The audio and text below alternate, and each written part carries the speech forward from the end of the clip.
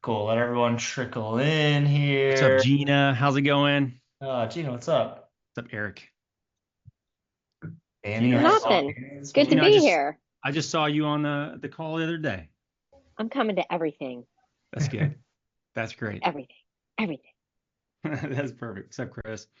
Uh, we're gonna get started here in a few minutes. Jeremy's gonna let everybody in.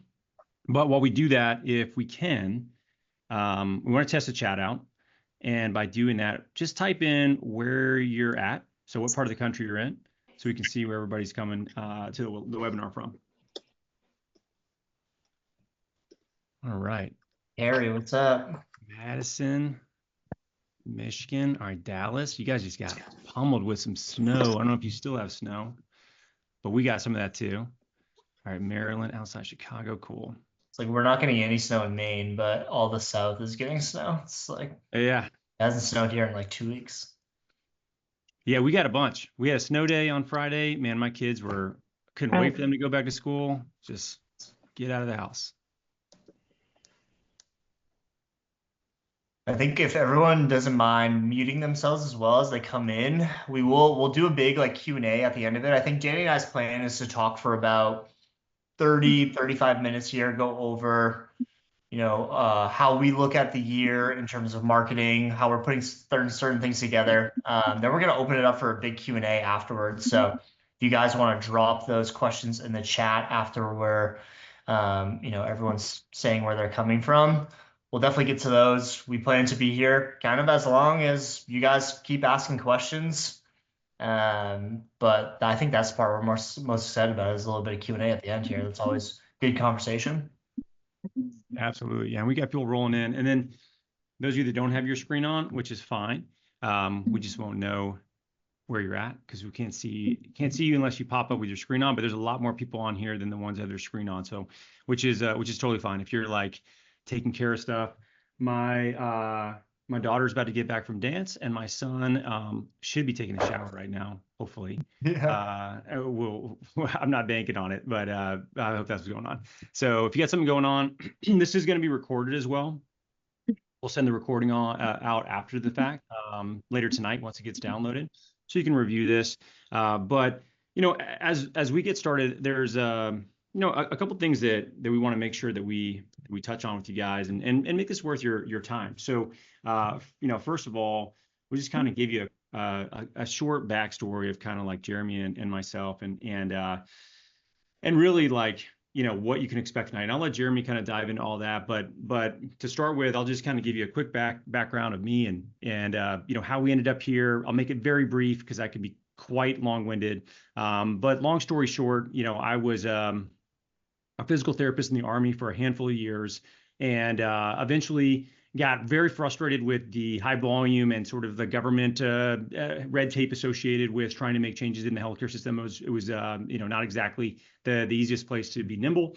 I decided to get out of the military and open a cash-based practice with my wife, Ashley, in Atlanta. That was 2014. And in 2017, I started to get other clinicians reaching out to Ashley and I to figure out what the hell we were doing. Because at the time, we didn't actually think we were doing anything different than anybody else. But we had quickly scaled our practice past ourselves. Came to find out that wasn't that common, and started sharing what we were doing with other people, and it started to work. And that's where Physical Therapy Biz, which is the company that I started with Ashley in 2017, started from. And to date, we've worked with over 1,000 clinicians. And our goal really is to help good clinicians to become good business owners. And that's primarily what I do to this day, right? And Jeremy and I met because Jeremy is actually one of our clients for years. And when I met Jeremy, he was treating people on a mobile table in Boston Commons, and was just like super impressive. He was figuring it out. He was doing a great job with marketing and grew very quickly. And it was really cool to watch, Jeremy really be able to go from a great clinician to a great business owner, and honestly, just one of the smartest marketing minds in the healthcare space that we've had a chance to meet. So, Jeremy, I'll kick it over to you. You can kind of tell your backstory, and then we can kind of get into what they're going to learn tonight. Yeah, totally. I think I kind of have, again, without being too long-winded, so we can get to the marketing stuff here. I have a pretty interesting backstory where I'm actually not a physical therapist. I went to undergrad. I was pre-physical therapy, got into DPT school, and that's the reason I actually ended up in Boston because I got into DPT school in Boston, and I worked as like a PT aide the summer before school was supposed to get started. And I was, kind of stuck at like the Mass General Hospital system. I was in inpatient care.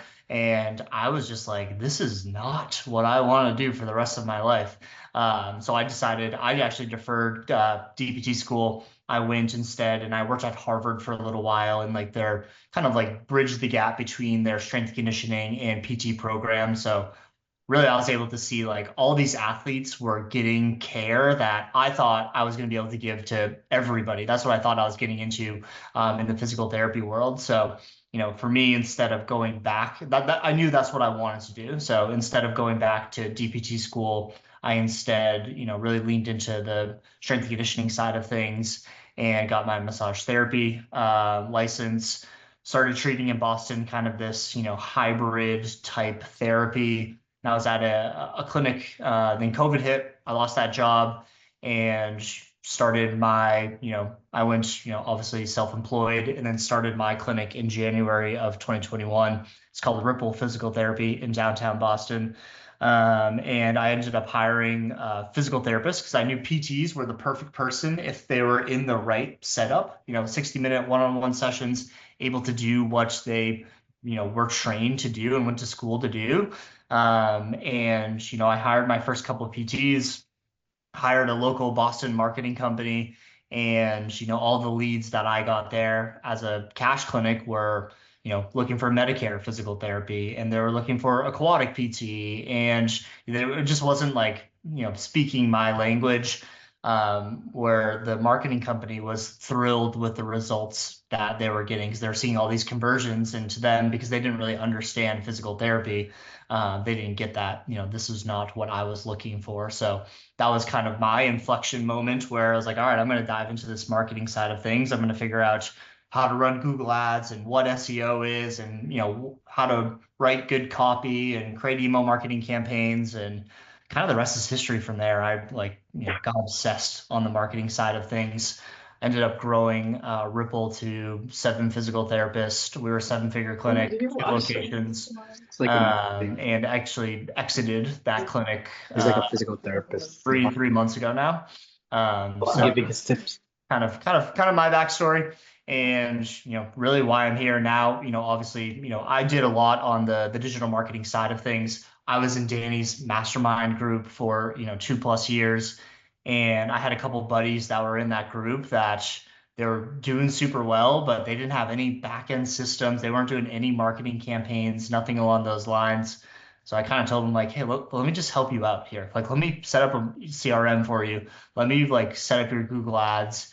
And their clinics like took off as well. So I think at that point I was like, okay, I have something here. I obviously love doing this, and that's basically how Patch was born, and kind of what we do. So like I said, I've exited my clinic now. I sold that, and I'm just at Patch full time now.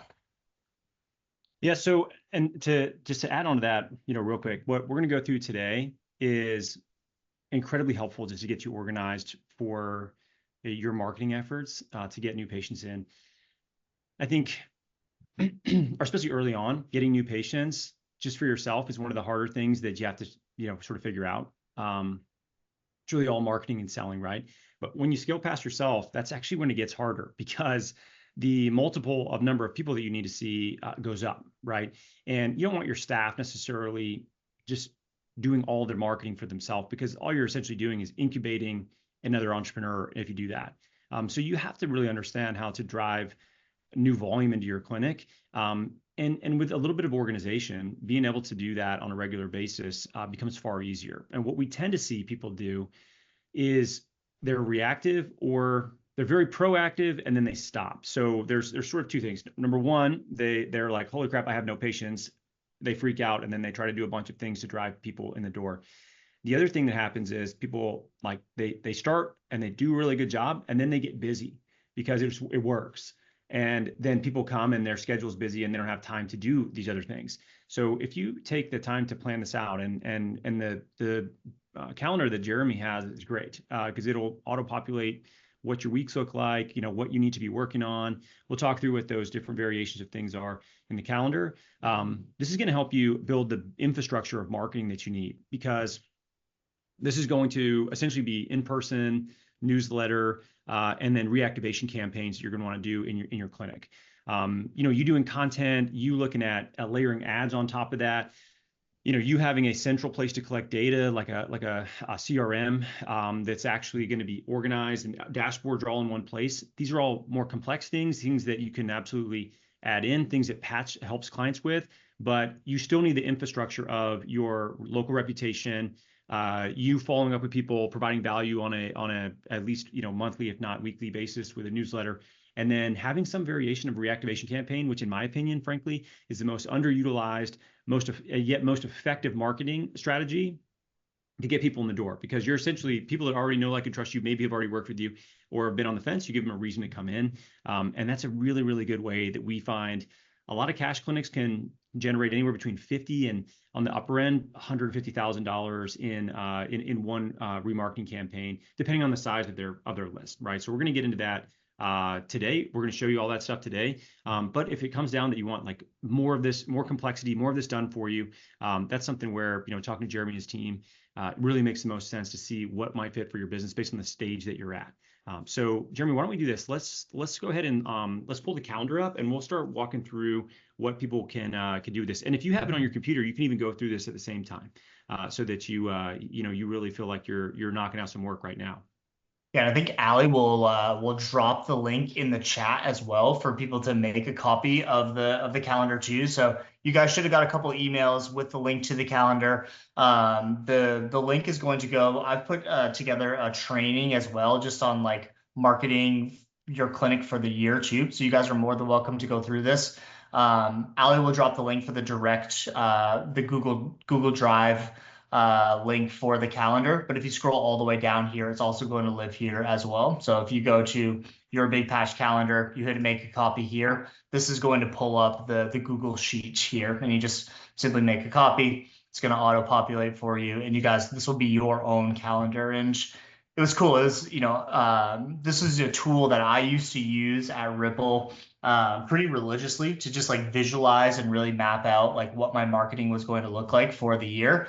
And I put this together and just kind of offered it up as a freebie into some patch members. And I had some people in November of last year reach out to me and be like, hey, my 2024 patch calendar is full. Can I get the 2025 version? Because I'm starting to plan these things out already. So you can really like, really just like visualize what is the marketing looking like for your clinic. And the idea, and what I'm going to show you guys here is you're going to see on the calendar, there should be as little white space on this calendar as possible, because kind of like what Danny said, it's really easy. And this happened to me when I first started Ripple, where, I kind of got into these vicious cycles of marketing where I first started, I needed as many new patients as I could. And, I did a ton of marketing, and then we were kind of stuck fulfilling for a couple of months. We did no marketing, and then we're right back to where we were beforehand. So I had to do another hard, 60-day sprint of marketing. We're fulfilling, and you don't want to get stuck on that hamster wheel, because it's really hard to scale while you're doing that. So the idea behind this calendar is to give you visually an idea of when you are marketing and what all of this looks like. So the first thing I want to go over, and I think is the way I look at planning your marketing is, it's always about the big rocks first. And I look at our big rocks as the quarterly marketing campaigns. So every quarter when I was putting together Ripple's, marketing campaign, and when I'm talking to members inside of Patch as well, of like, what do you guys have going on for the upcoming quarters? And, what type of marketing campaigns do we have to start putting together for you guys? It's really important to plan these things out, because there's really two things that you can think of when you're planning a quarterly marketing campaign. One of them is going to be like, what is going on at the clinic? So are you hiring a new staff member? Maybe you're moving into a new space. Maybe you want to raise your prices and you want to do a marketing campaign around that. You have to plan when you're doing those things around, like the other side of planning marketing, which is going to be like more on the seasonal side of things. So, are there big community events going on? Do you want to run a New Year's campaign? Are you doing open enrollment at the end of the year? In Boston, we have the Boston Marathon going on, so I wouldn't want to run open enrollment right up against a Boston Marathon campaign because deal fatigue starts to set in. So that's where visually, you can really start to plan these things out and get a good idea on when you need to be doing things. Dana, you see this calendar all right? Yeah, I can see it. It looks good, and I think that the other thing to kind of that I would say add in on these quarterly marketing campaigns is that this is really it's a really good opportunity to clean up your contacts. So oftentimes what'll happen is, let's say you have something that somebody can opt in for, or maybe they come to a workshop or some local event and they have your, you take their contact information, you put it into a list, email list of some sort. And so that's step number one. Just make sure you're collecting people's information. And then, this goes hand in hand with the other things we're going to talk about, like a newsletter, of how you're sort of like staying in touch with them. But a lot of times people need a reason to take action, right? These are perfect opportunities to do that. And Jeremy alluded to one of those being something called open enrollment. And open enrollment is just, it sounds like healthcare. They do it every year with, your actual health insurance. But open enrollment is essentially it is a reactivation campaign that gives people a reason to come in for some sort of special offer, right? And this is what we're talking about in terms of either getting people back in that maybe they've seen you and they're like, you know what, my knee isn't hurt that bad to come in and see Danny again, whatever. But then, hey, there's this reason why, and then now all of a sudden they're off the fence. Or it could be beginning of the year or something special like the race Jeremy's talking about. But either way, these are bigger campaigns. These are going to have more complexity around them, and they're really going to be ideally driving more revenue, right? More revenue predictably than a newsletter or a local event is. So this is an area that for a lot of people, they just don't do these. And Jeremy, I'd love to hear what you think, but I think that, you can make more revenue off of these campaigns than almost any other form of marketing that I've seen, assuming that you have a contact list. Yeah, I just did a podcast on this actually. So we ran open enrollment. I think we put together almost 70 open enrollment campaigns at the end of last year between October and the end of the year. And, we had a handful of people do over $100,000 with those open enrollment campaigns. So I think, a lot of, especially newer clinic owners, they, I hear this all the time of like, I don't want to like annoy my list. Am I sending too many emails? Does this sound too salesy? And, I think that's one of the things that, we have to like get over basically and just like, start like reaching out to your list. We're going to talk about newsletters in a bit.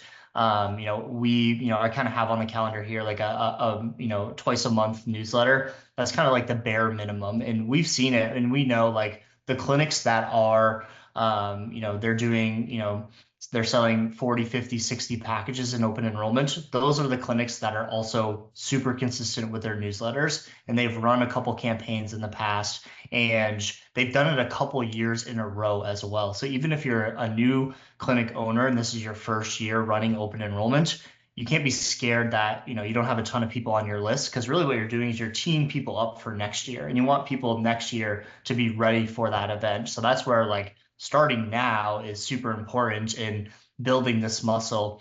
Because again, like, even if you're worried about feeling too salesy, that's really where the newsletter comes into play, because your newsletter shouldn't be salesy at all. It should entertain your list. It should educate your list. And, it should be something that people are looking forward to opening. Whereas the quarterly marketing campaigns, these are a little bit more salesy for sure, because we're trying to get people to take action. And if we're not, a little bit more straightforward on these campaigns, then people really aren't going to take action. So I think that's how you have to think about it.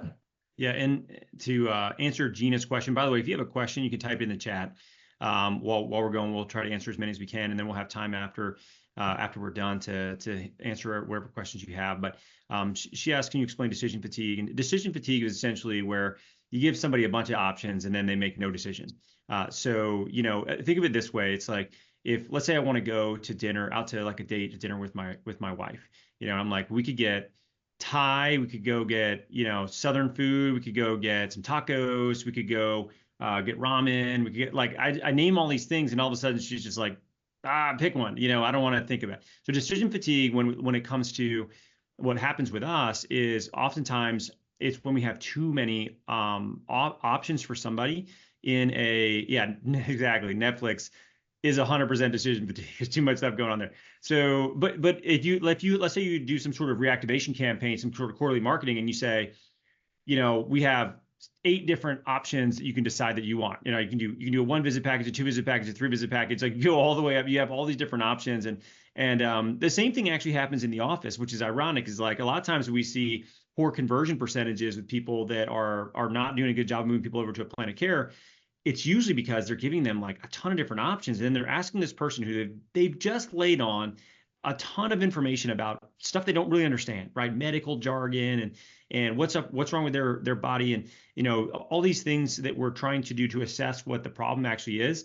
And then you give them all these different options at the end, and really what you need to do is tell them the one thing that they need to do based on your expertise. Done.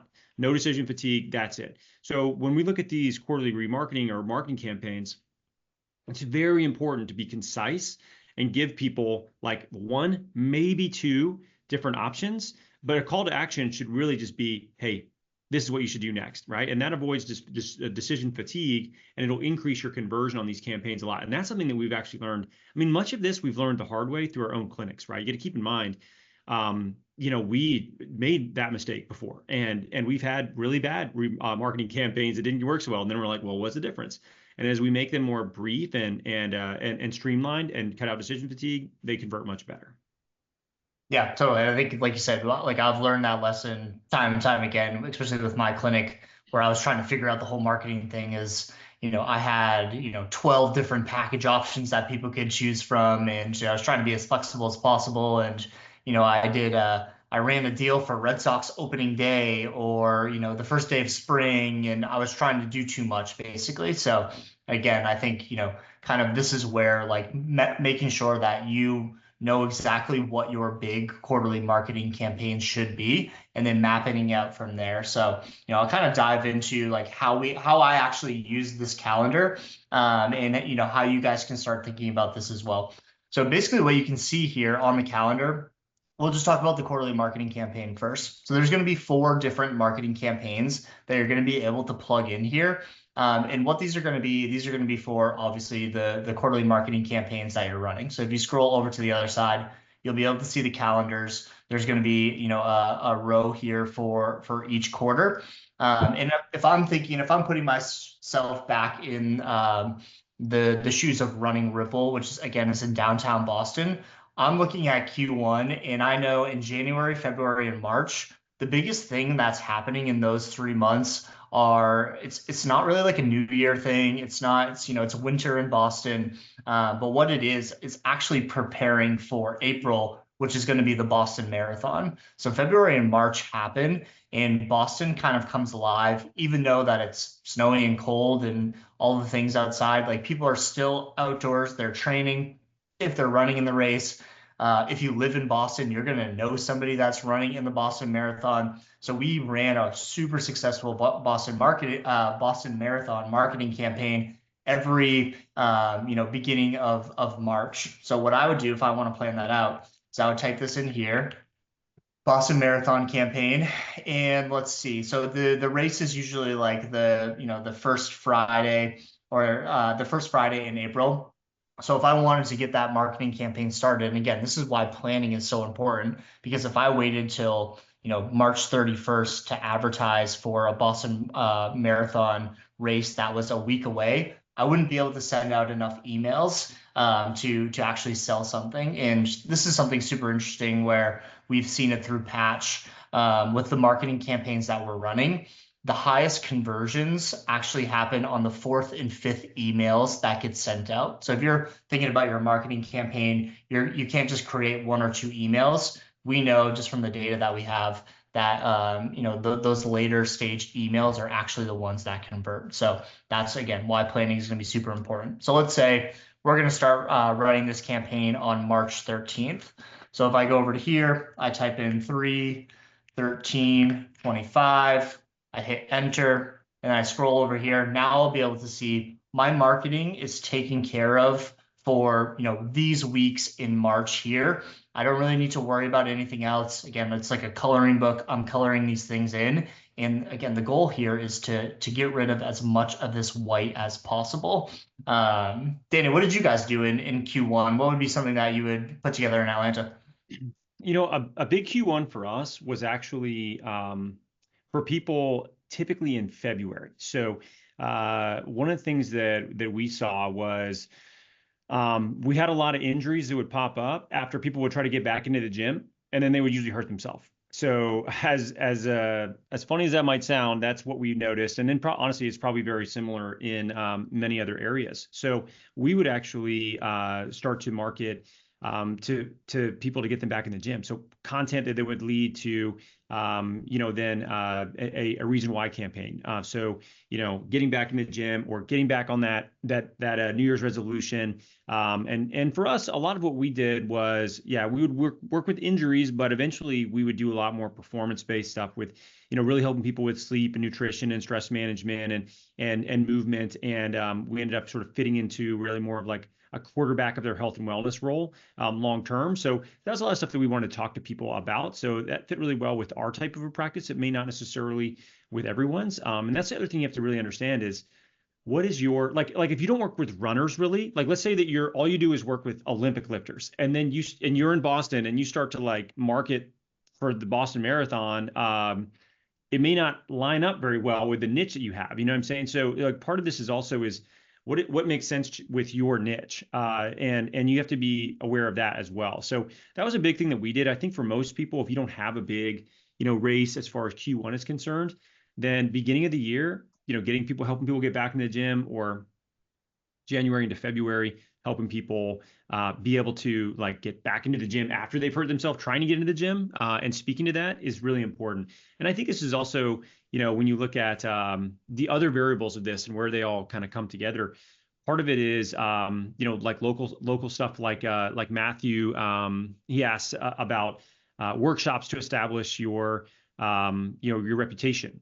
So, you mentioned workshops to get your name out there. Can you explain that a little bit? And we're going to talk about local events. So, we'll fill that in a second, but these all work together. So for instance, in Matthew's question, how do you use local workshops to build reputation? Well, it's you getting into the areas where your niche congregates and helping them with a problem, right? And one way you can look at this is it's essentially just providing value times like 10. I find workshops are like you could write a blog post on something, or you could just go somewhere. Let's say you're working with runners, and this is a Boston area running shop that you go to or something like that, and you can do some sort of workshop on self-care for runners, or running technique, or picking the best running shoe, or whatever it is, something that aligns with what you have a depth of knowledge with.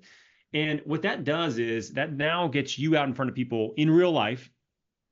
We're here, a lot of digital things happen now, right? We're on Zoom, and most people, they have more of a remote schedule now. There are clients that you have and things like that. So when somebody actually learns something from somebody else, you can shake that person's hand, you can stand next to them. The amount of rapport you build from that is just like, it's hard to replicate that in any other way, right? So even though these can, and sometimes feel like you're not getting the most out of it, maybe you're not directly getting a ton of patients right away, what you're doing is you're building reciprocity. And reciprocity is basically goodwill with other people that will eventually come back to you over time. So, the more you can do that, the more you're going to get positive things being said about you and your business with these local workshops. And then there's other things like injury screens, where you can be a bit more direct about like, look, you're all fucked up because you don't know how to run. Like, come and see me and we'll solve this. Like, that's where you can get very, very direct. And yes, to Stephanie's point, workshops are like farming. We're planting seeds. And then these quarterly marketing campaigns and some of these injury screens that are much more direct call to actions, that's like harvesting. Okay, so you're harvesting the crops that you planted with things like content, things like newsletters, things like local events. You're cleaning those up, and that's the right way to do marketing, in my opinion. And not necessarily feel sketchy about your marketing. I think when people feel weird about their marketing, it's because they're very pushy. They feel like they're being very direct, and that can feel like it's misaligned with you. It definitely did with me. When people recommended I do things like that, I always felt very weird about it. And this style of marketing really made a lot more sense to me and helped me build a brand, frankly, that was trusted. To this day, it's been a decade. We've had that practice, right? So it's not going anywhere, and that's because you do marketing the right way, and it's very hard to screw something like that up. So anyway, sorry, long-winded answer. I always wanted to get in and finish that. What would you add to that, if anything, as far as local marketing is concerned? Yeah, I think you nailed it on the head there. And I think like a lot of, especially the newer clinic owners that I talk to, where they're really focusing on local marketing, which that is where you should be focusing, especially if you're just getting started. But I always looked at it differently when I was running Ripple too, where I wasn't necessarily doing the low back pain boot camp like workshops or anything like that. The approach that I took was I would go and I would meet with like the personal trainers or the guy that owned the gym or the head coach at the Orange Theory. And I would go and I would take their classes. I would bring my team and I would take the classes there, and just like show genuine interest in them and what they were doing, create the relationship there, have them over to the clinic. I was a huge like freebie guy. Like I would love to have you over, come in, check out the space. I'll give you a 60-minute session for free. We can do as many of these as we want to. And like that was my version of local marketing. And it paid off tenfold. Like we had 4 or 5 of the local trainers and some of the big like businesses in Boston where they would just feed us clients at all times. And it was because I treated them really, really well. And I continue to treat them really well, throughout, when I was at Ripple. So that's kind of how I looked at it. And I think a lot of people should look at local marketing that way, especially now too, where it's a little bit harder to get people to show up for workshops. Like you said, it's a little bit more on Zoom. If you can establish relationships with, the head trainer, the guy who owns the gym, I think that's a really good route to go to. And that's what I had the best experience with. Yeah, I think it's a really good segue into, just kind of, talking about local events for a second, because there's so many different variations you can do. So to Jeremy's point, right? For him, what resonated more was the curation of relationships, like on more of a one-to-one level. It could be, like you said, taking your team to an actual class that person's teaching, paying, to like go through that workout, showing that you value them. And that's a huge, it's a huge thing for that person, for that coach, for that gym owner for you to show that you value them enough to pay for them to like take your team through a workout. Like that's big. That's something that Athletes Potential does to this day. Like on a quarterly basis, they'll go to a gym where they have a good relationship with, with a trainer or coach or gym owner, and they'll pay to have their team go through a small workout together, in a semi-private workout at their space. So there's that. It could literally be you go to a running group on, Tuesday nights and you run with these people. And then you don't try to pitch your shit to them. Like in these things, like you stand there and you drink a beer with them afterward and you just be a part of the community. Like that is actually a really good way of developing a local reputation and local marketing. You just got to be careful. You don't kill the thing you're planting too fast, right? Because if you show up one time and then you're pitching everybody about why you're the best at running physical therapists in the area, then nobody's going to want you to be there, right? So just keep that in mind. Like it's important to kind of understand social dynamics and be able to play the long game with that. And then there's also even education events, right? Like this could be you to other trainers, training trainers. I found a lot of success with this myself. I was already teaching a lot. I had to practice quite a bit for the group I was teaching for. And for coaches, it made a lot of sense, so I was constantly trying to improve, just being able to educate other providers and coaches. So for me to come in and talk to some gyms coaches about like squat mechanics or whatever it was that they want to learn about, I was all about that. And it made sense for me. It resonated what I was doing, and for them, they got better, and that actually worked really well for us because we had trained all these coaches, and they eventually kind of move on to their gyms, and we had people that knew who we were in those. So I mean, it can be so many different things, and even involvement in like local like youth like sports, for instance. So one thing that we did was triage hours at a local soccer club. And all we would do is just set a tent up. Anybody that was there in the club, they could come and see us to get evaluated, to see if they needed, to miss the game, if they needed to go to get x-rays, if they needed to, just get back to practice, like nothing big was happening there. We literally would go out there like once a week during the soccer season for like 2 hours. And we would talk to the players. We would talk to their parents. We got so many patients out of their parents. Just like we would check their kid's knee out, then their parent would lay down and be like, "Do you mind looking at my hip?" And then next thing you know, we have a patient, right? So like some of this is just being a part of these different communities in person. Is there anything else that you guys did you thought was really impactful on a local basis that people can think about doing?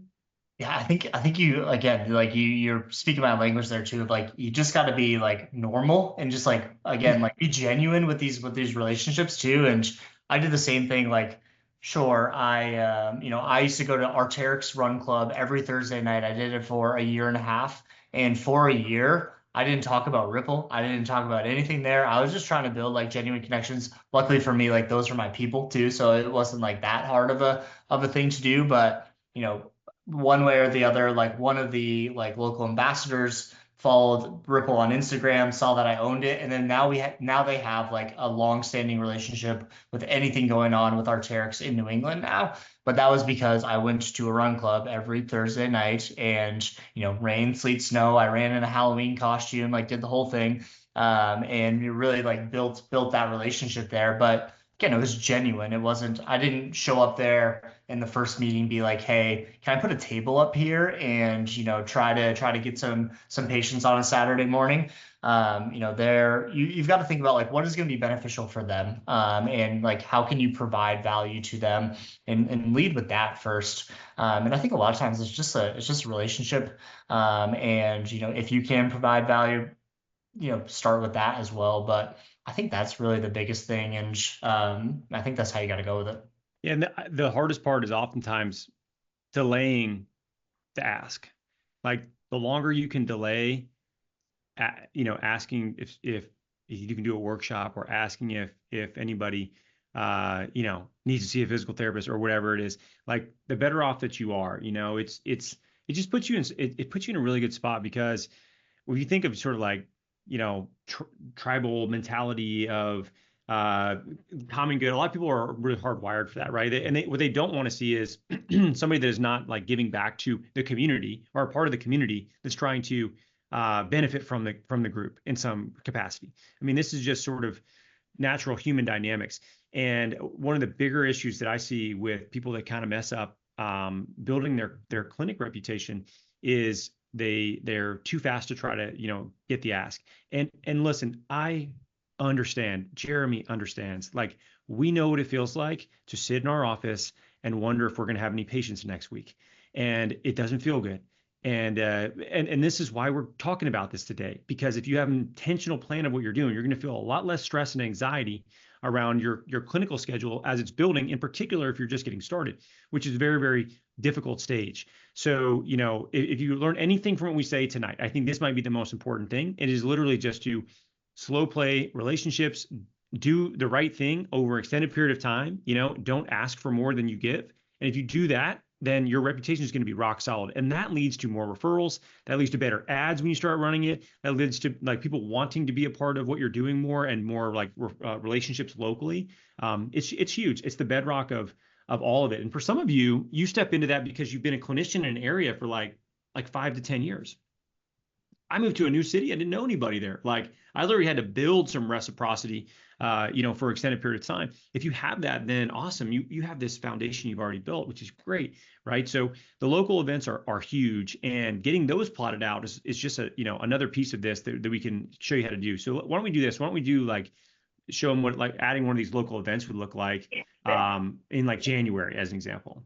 Yeah. Yeah. So I loved your example there, Danny, of like the almost like the post New Year's resolution people. So I Yeah. updated the calendar to show the like if you were to run like a post New Year's Eve resolution, this would be when your quarterly marketing campaign. So I think it'd be cool to kind of fill in January here. So What do they uh call the day that people quit? It's called Quitters Day. I think it's quitters, I like think the it's January second or third 15th or Friday something in the like month. that. Yeah, Yeah, something right. like that. Yeah, yeah. Yeah, and that's where again, like, talk about tactile, like if you guys can take anything away from today, like now is the time to be marketing to those post like New Year's people. And I always saw it at the clinic as well of like they always tried it on their own for a couple weeks.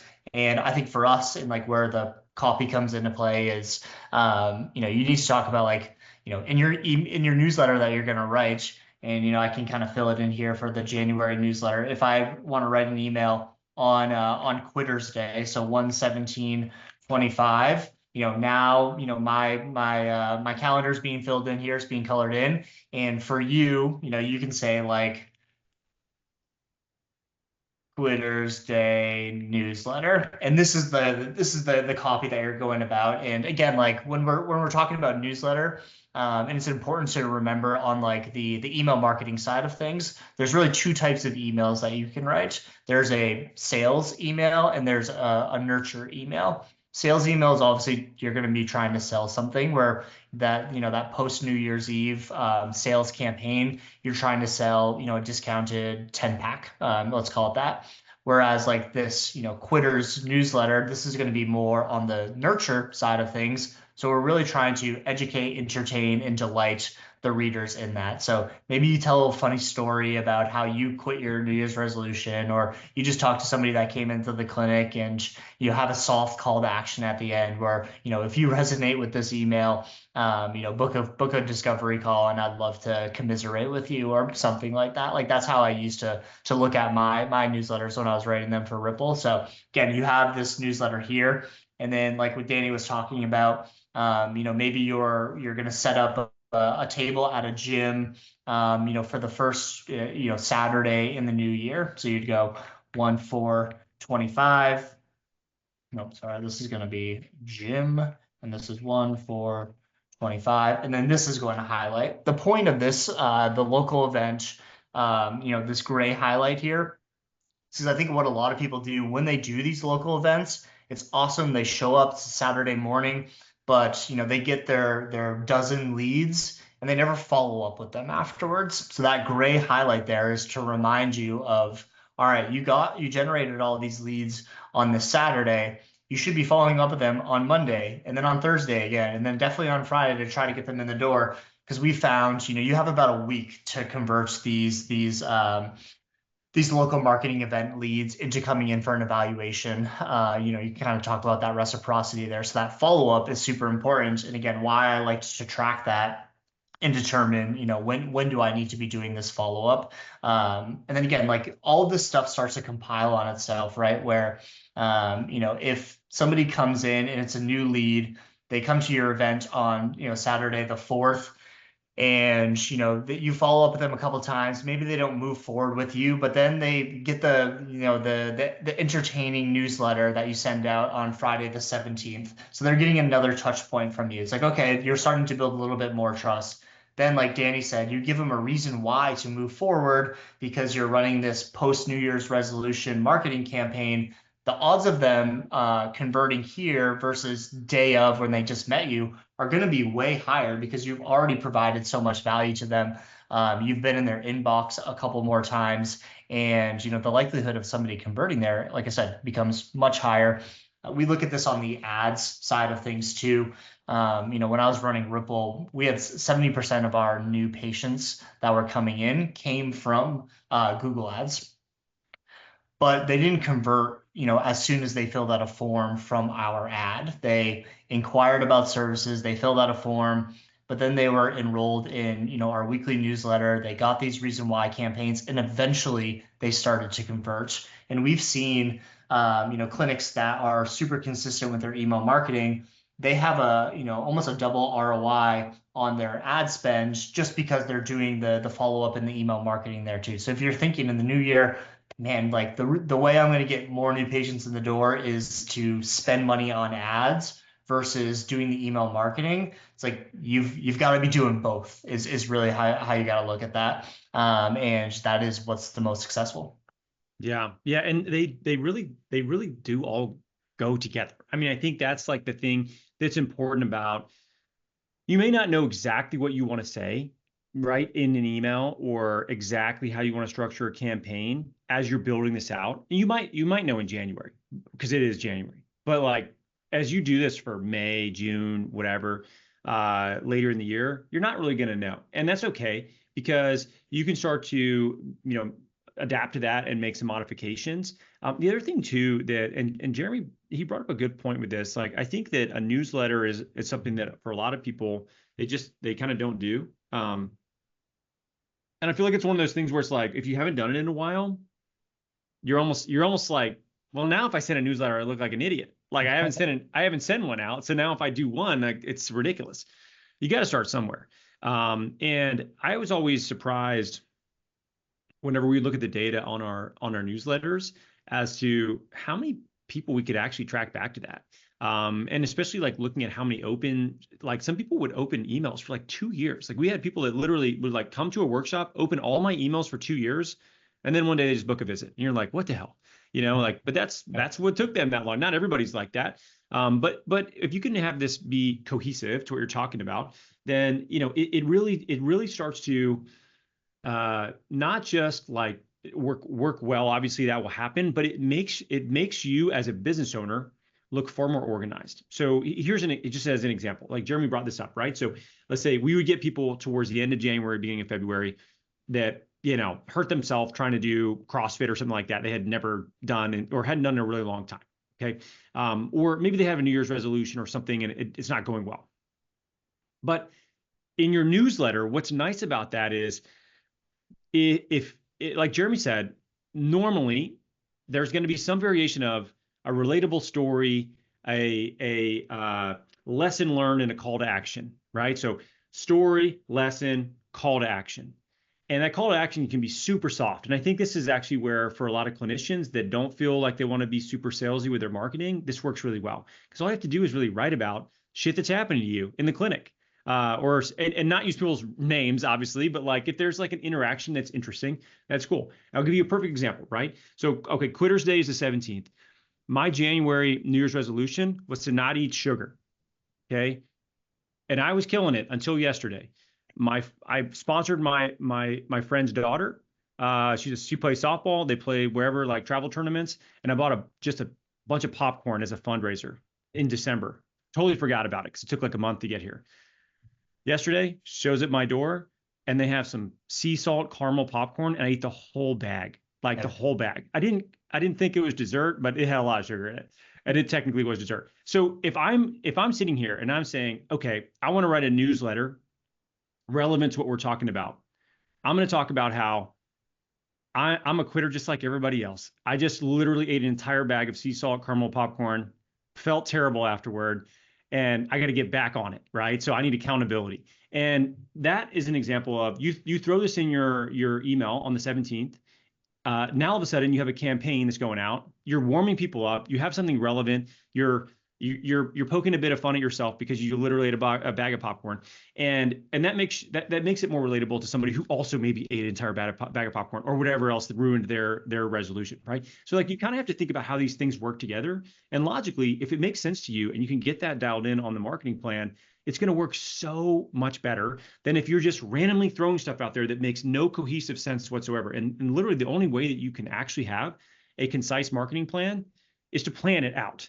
Like that's it. So the whole point of this is, yes, we want to put this down, but then it's also about thinking through, okay, what's the intention of this? Like what's the point? How do I want to warm people up? What stories do maybe I have that are relevant to what we're talking about, and using those in emails? Because newsletters, they're sneaky effective. You may not feel like there's a lot that's going to come from that, but I can promise you from a lead nurture standpoint, people open those, especially if they find them either educational or entertaining. And if you can do both, then it's an even bigger win. Yeah, and I think that's the whole point. And kind of how my brain works is we're in January right now, but I'm thinking about February, March. And that's how I was with Ripple as well, as I was continually just looking ahead here. And, again, like, I'm not a CrossFitter, but I know that the CrossFit Open is coming up in February or March. So like we've already created all of our CrossFit Open marketing campaigns, because if we came up against that and we're a week away, like, stuff gets busy, like I probably wouldn't be able to execute on that. So like it's simple to plan this stuff, but it's not easy to actually execute on it. And kind of like what Danny said too, it's really hard to know, what are things going to be, what's going to be going on in April, May, or June, July, August, September, October, November, December. But if you can start just like, you're going to be running, open enrollments sometime in Q4. So let's call it 11/1/25. So now it's on the books at least. So when you come to this calendar here, you can go and you can see, you're just like, oh yeah, I have a marketing campaign here. So I probably shouldn't run something in October.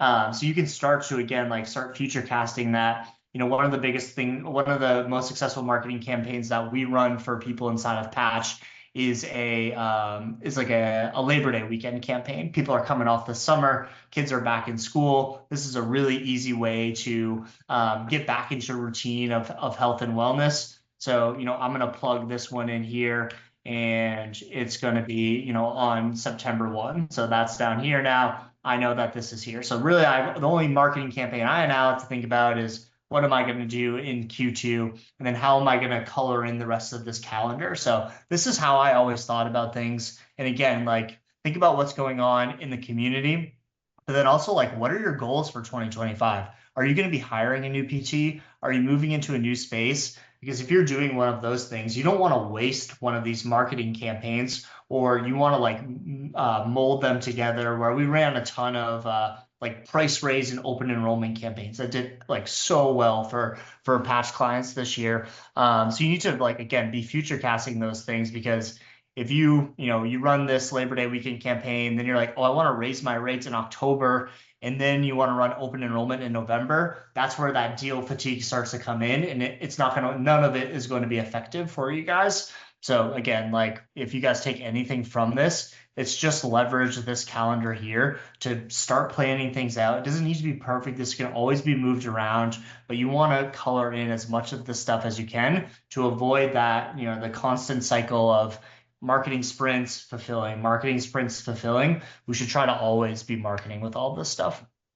You bring up a good point about these other events that are happening in the clinic or to the clinic, right? So it doesn't necessarily just have to be, okay, Boston Marathon race, something like that, right? Or the New Year's resolution kind of fall off.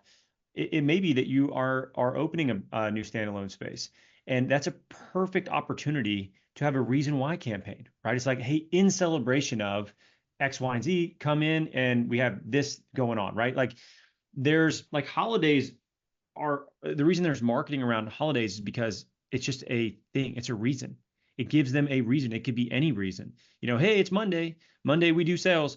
Here's our sale, right? And I don't like to do this too often because it can dilute your brand to some degree. But on these quarterly basis, like having reason why campaigns that you can have that are set up, that are structured, that make sense to your brand, to your city, your area, and your niche, like that's huge. So hiring a new PT is a great example of like, hey, Brian just started. Brian is like the best, whatever, golf PT that's around.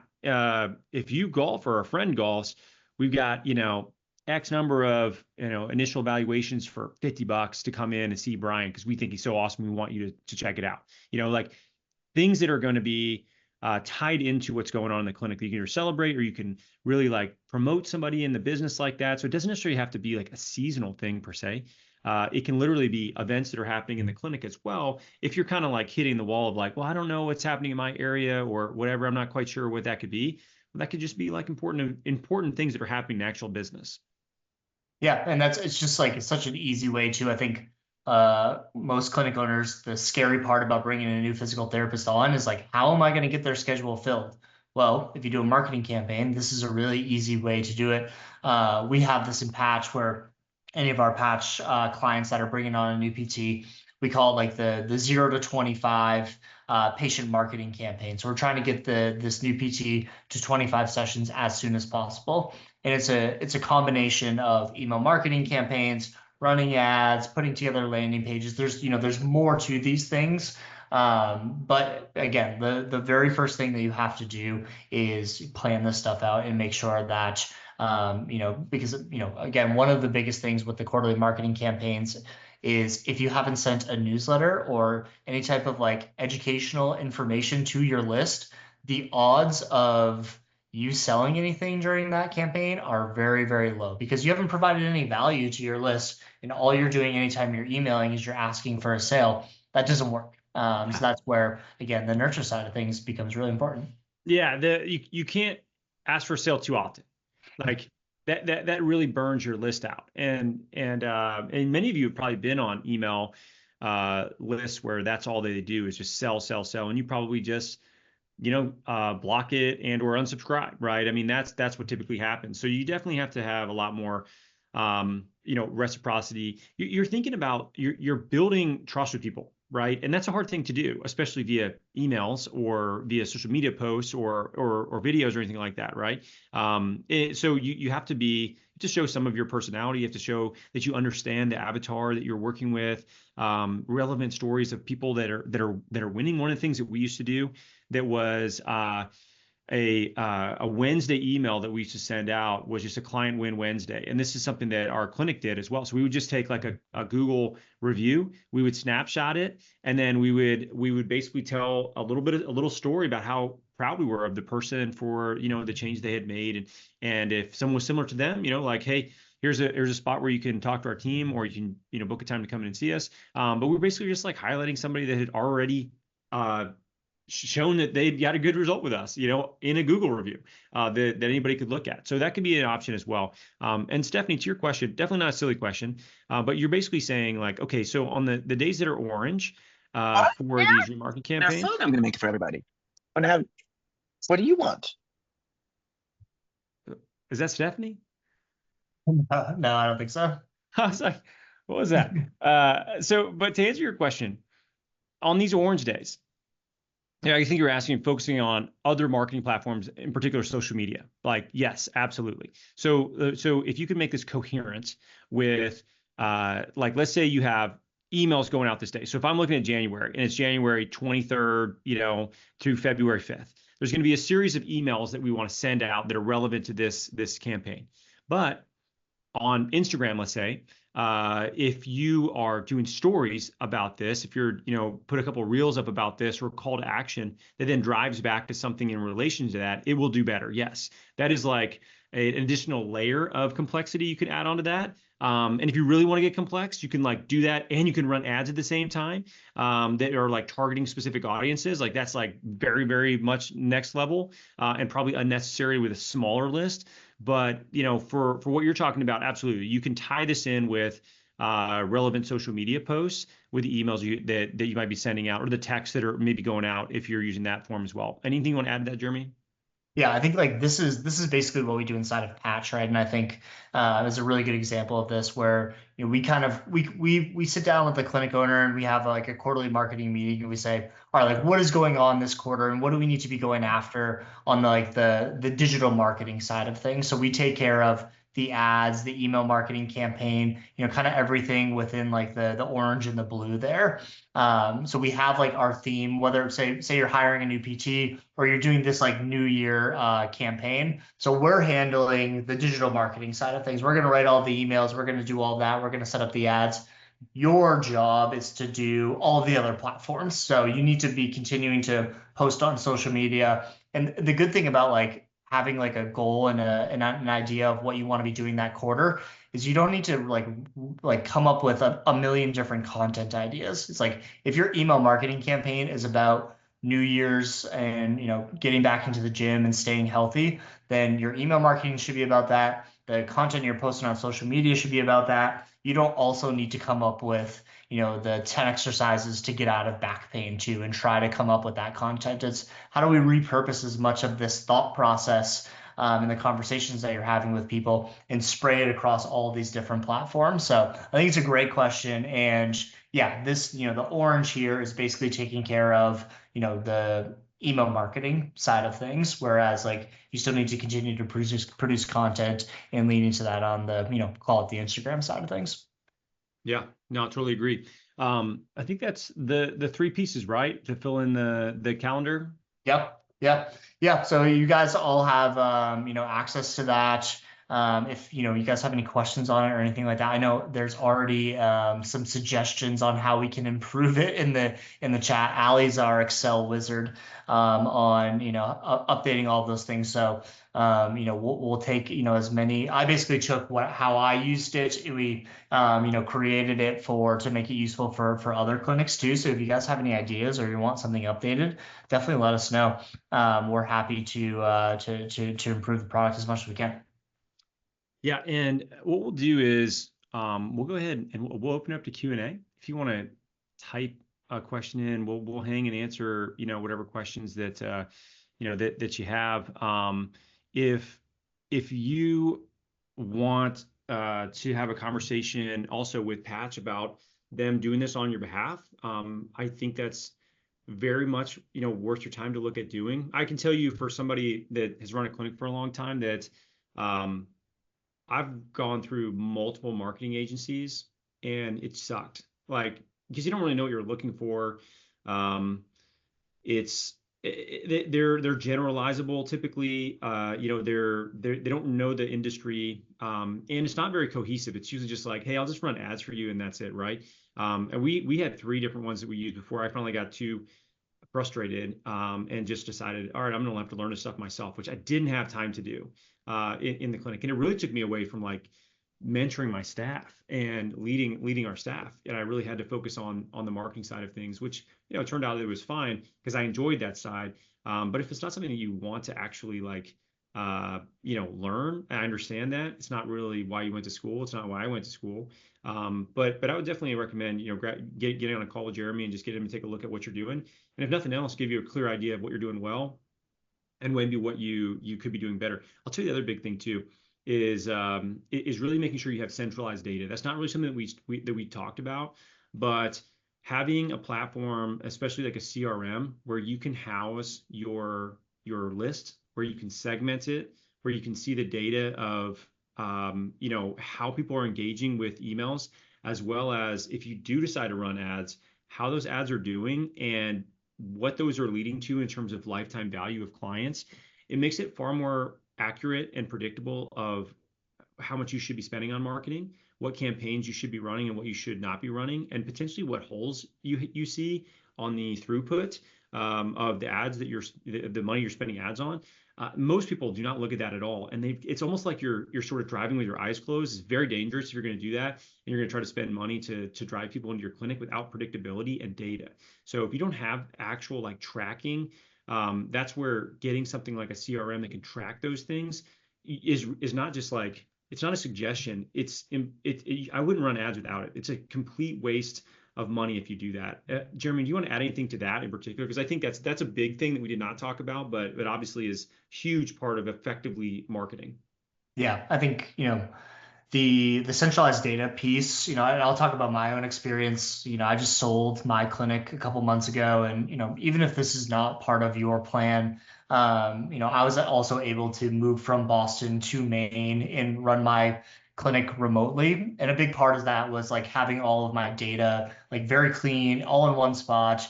And I could run all of my sales and marketing from anywhere in the world basically. So if that's something that should be of interest to you, I think everybody's getting into clinic ownership for the time and financial freedom side of things. That's what a really dialed in CRM will do for you. It's going to provide enterprise value for your clinic, and really just help automate everything for you.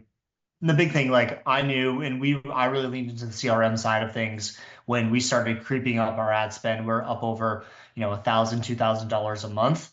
And I was like, I can see the Google conversions, but I don't really know what's happening from there. And, we utilize HubSpot for that. It gives you another layer to understand, okay, here are all of your Google Ads leads, but, here's how many people booked a discovery call. Here's how many people scheduled an eval.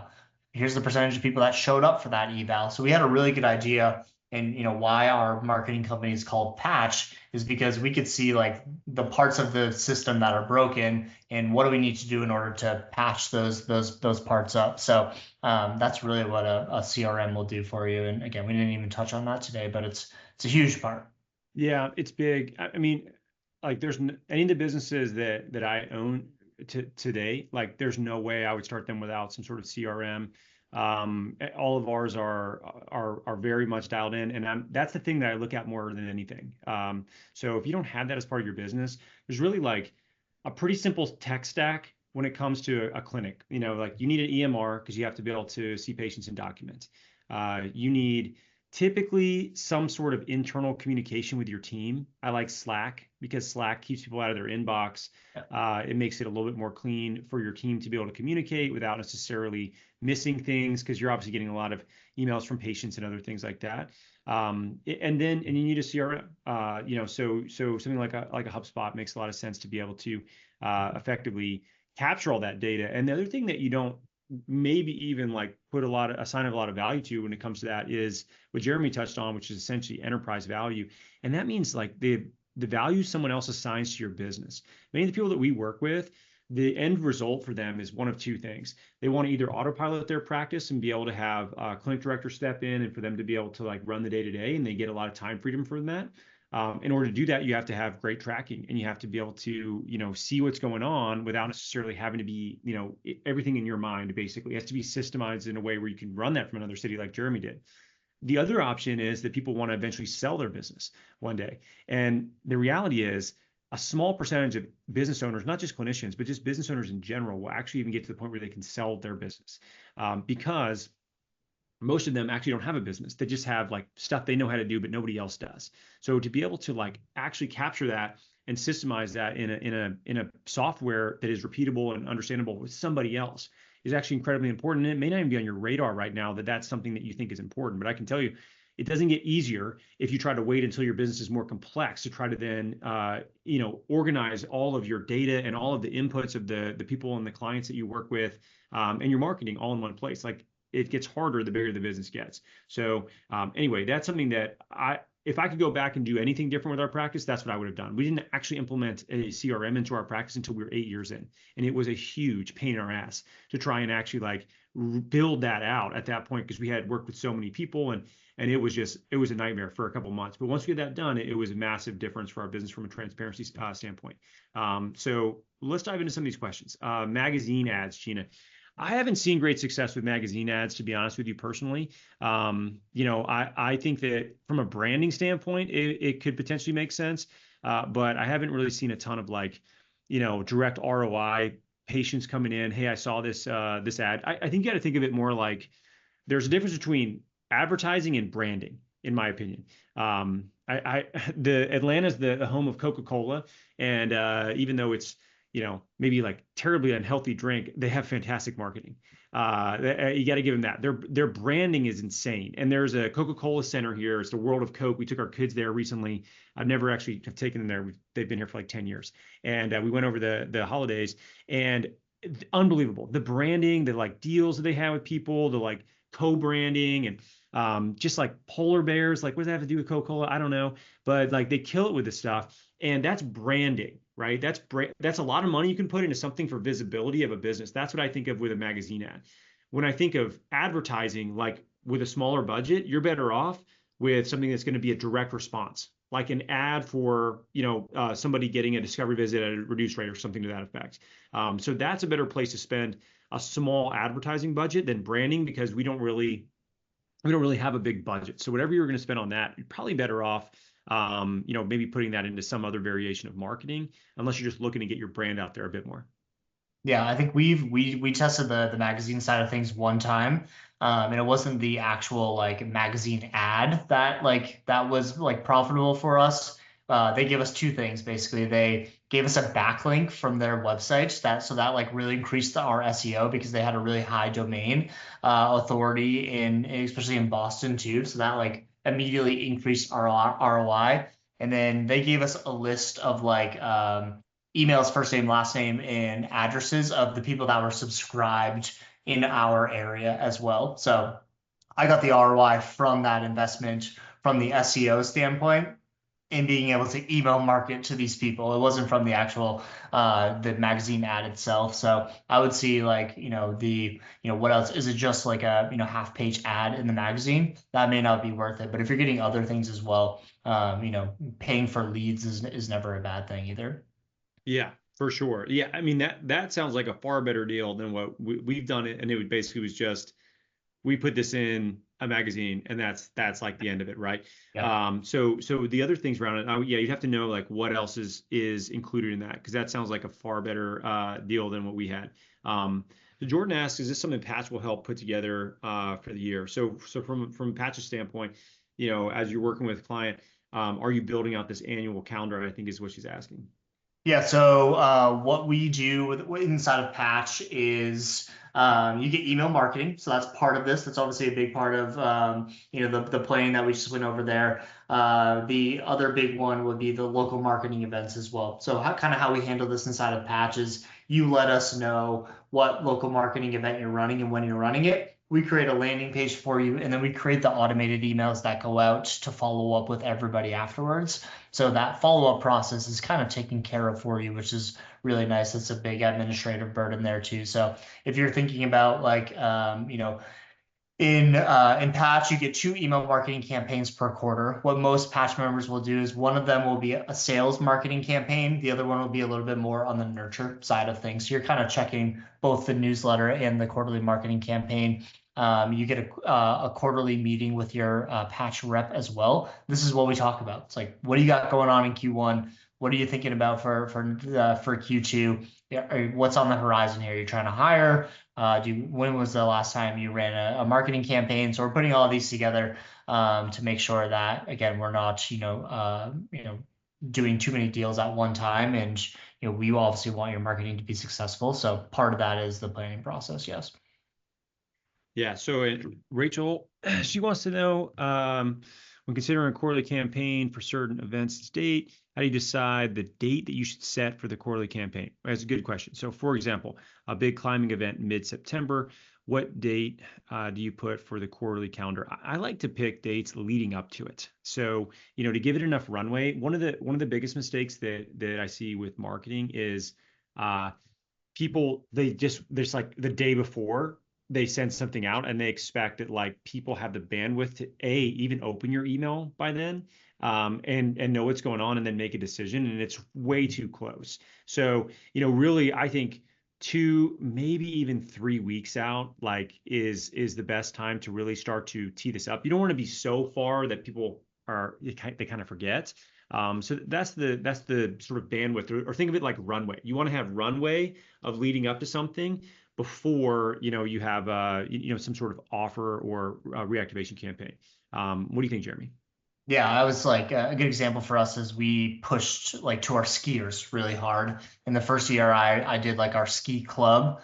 I started it in December, and it's like, well, everyone's already skiing. We don't need like a 12-week prep program for the ski season because it's already here. And if my knee is screwed, then my knee's screwed, and there's nothing I can do now to fix that. So we then changed that, and now like ski club starts in October, and we have this like lead up towards the program. So again, it all goes back to like to that planning side of things. Of if you have something in September, you make sure you have all of your ducks in a row. In August, all the emails are created, your landing pages, because I think like what ends up happening is you get into a marketing campaign and you don't realize all of the stuff that you have to put together. It's not just writing emails. You also have to create the landing page. You've got to create the social media assets for it. How are you sending all this stuff out? Do you have all your emails in place? So it's a lot more work than just sitting down for 15 minutes to write an email. Yeah, and one email is basically 0 emails. Just Right. so you know, it definitely has to be more than that. And if you can have multiple channels, kind of what we talked about before too, where it's like, okay, we have social media that's reinforcing, emails that are going out, and then you throw maybe even layer like text variation in there as well, depending on the campaign you're running. Then you get a far better outcome, higher likelihood that somebody's actually going to be able to, take what you're saying, process it, and then make a decision. Is basically what we're after. So, all right, Matthew, Physical therapy school. All right. University of South Florida. Wondering if you should open a cash-based practice straight out of school. So I get this question a lot. I actually speak to a lot of schools. One school, University of Southern Illinois. I've now been talking to them for 9 years, I think, straight. A friend of mine is a professor up there. And my answer is it depends. So typically, my answer for people that want to try to start a practice right out of school is it's probably not a good idea unless you have some sort of unique experience in a domain that you're gonna specialize in. Here's a good like reference, right? Example. Let's say that you were a competitive runner. Let's say you ran like, collegiately, you love working with runners, you've been working maybe as a running coach, or you've been doing training conditioning work with runners as you're working your way through PT school, and you want to parlay that into a cash-based practice that works with runners. In that scenario, I think you could make that work going straight into it yourself. Now, in most cases, I don't think it's a good idea, and mainly it's because you probably are going to suck at what you do for a while. That's normal. Like, I don't think I was very good as a clinician until probably like 3 years out of school, if I'm being honest. 3 to maybe 3 to 4. When I started my clinic, I had been out of school for 5 years, and I still felt a lot of imposter syndrome around whether I was actually good enough to have people pay me money for what I was doing. So I personally couldn't have imagined starting a cash-based practice right after I graduated. Like, I just was trying to learn how to do my job. And for me, that required a lot of mentorship and Con Ed courses and just getting better at the profession. So there's no rush necessarily. I do think it does make a lot of sense for you to try to find mentorship in some capacity for you to really understand what niche you want to be a part of, and try to be a really good clinician in that specific niche. And so my advice is, if you don't have these requisite skills to begin with, and even if you do, honestly, trying to find a job where you get some reps in and hopefully some good mentorship. And if you can't, get a job where you get reps and then go get mentorship through Con Ed courses that are going to help you be a better clinician. Because imagine this, like, if let's say I open a burrito shop, right? And my burrito sucks. Like, it's going to be really hard. I could be a fantastic marketer, but it's going to be really hard for me to sell that. Versus if I spend 5 years trying to make the world's greatest breakfast burrito, and then I go and I try to sell that, like, it's going to be probably pretty damn good by that point. And then when someone eats that breakfast burrito, they're going to tell their friends how awesome my breakfast burrito is. And my marketing becomes way easier. So, the best way to get clients early on is to get them fantastic results, and then they tell all their friends and family. And that really only happens if you are fantastic at what you do. Yeah, I think there's a little bit to it too, of like, if you're in school, like, you have to have like a little bit of that entrepreneurial itch as well, right? Of like, you gotta really want, like, I don't think the reason like for starting your own thing shouldn't be, well, I don't want to go work for the mill, because there are other really good jobs out there. I can name 40 cash clinics that are trying to hire right now. Those Easily, are really yes. good reps to get in. So I think, like, if you're itching to like run a business and get into the nitty gritty of the business side of things, then I think it becomes a little bit more of a consideration for sure. Because that is, it's a whole other part of obviously running a clinic. You obviously have to be a good clinician plus a good business person as well. And I've seen a lot of clinic owners that love the clinical side of things, and they get burnt out because they hate the business side of things. So as a new grad, like, I wouldn't want that to happen for you right off the bat too. So I think that's what you have to think about is, are you, like, for me, like, I think I just never really had an opportunity, but I always wanted to like do my own thing and run a business and be a little bit more entrepreneur. So I think that's got to be a consideration as well. But yeah, I think that's kind of where I stand on that.